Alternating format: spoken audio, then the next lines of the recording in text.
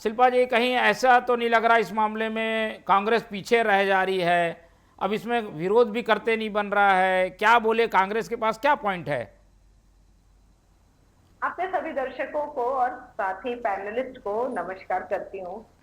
देखिए मोहन जी, जो नींव रखते हैं प्रकार से शताब्दी जी ही बात बात में कह रही थी। 1989-90 की बात है, जब राजीव गांधी जी का दौर था। निश्चित रूप से वो वैसा दौर था जब कोई सोच भी नहीं थे कि महिलाओं को उनका अधिकार या सम्मान देना चाहिए। जब शताब्दी जी भी नहीं सोच पा रही थी, वो घूंघट की बात कर रही थी, घूंघट पर ज्यादा फोकस कर रही थी। मतलब शताब्दी जी के हिसाब से महिलाओं को घूंघट से बाहर निकालने की सोच यदि कांग्रेस ने रखी तो गलत है।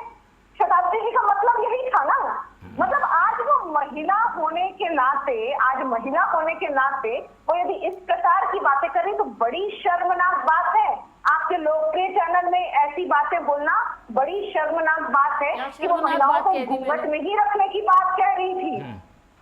सबसे पहली बात तो ये है कि सबसे पहले जो सोच थी राजीव गांधी जी के समय में, 15 लाख महिलाएं आज जो निर्वाचित महिलाएं कार्य कर रही हैं, अपने निर्णय स्वयं ले रही हैं, वो कांग्रेस की देन है। दूसरी बात ये है कि जब आप देखेंगे कि हमारे जो विधायक वो हैं सोनिया गांधी जी हैं, हमारे जो नेता हैं सोनिया गांधी जी हैं, जो चेयरपर्सन भी थे, तो उस समय उन्होंने सोच फिर से एक लाई थी, उत्कृष्ट सोच उस समय लाई थी कि महिलाओं को आरक्षण देना चाहिए। परंतु उस समय भारतीय जनता पार्टी के नेताओं ने ही विरोध करके इसे पारित नहीं होने दिया था। वो आज तक जिंदा था। और फिर आज जब इस प्रकार की बातें हो रही है तो ये क्यों अपनी क्रेडिट लेने की कोशिश करते हैं मोहन जी? क्योंकि एक स्पष्ट बात मैं कहना चाहूंगी कि 2023 में जब नारी शक्ति वंदन अधिनियम संसद द्वारा सर्वसम्मति से पारित हुआ,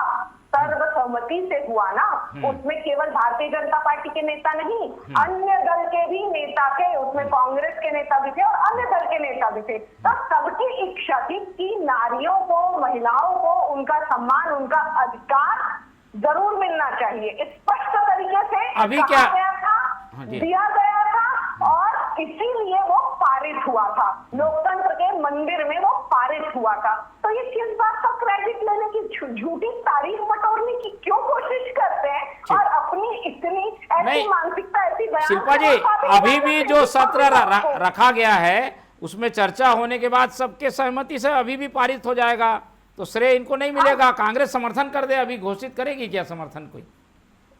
देखिए, महिलाओं के अधिकार और सम्मान के लिए कांग्रेस हमेशा प्रतिबद्ध रहती है, चाहे वो किसी भी सदन में हो, किसी भी प्लेटफॉर्म में हो, चाहे संगठन में हो, किसी भी। आप संगठन की बात करिए, संगठन में तो हमने सर्वोच्च पद पर भी रखा, महिला प्रधानमंत्री बनाया, महिला राष्ट्रपति बनाया, हमने पहली बार बनाया था। इन्होंने तो आरएसएस में आज भी महिला नेतृत्व तो पहुंच नहीं पाई है, इनके जो मातृत्व पितृत्व संगठन है उसमें।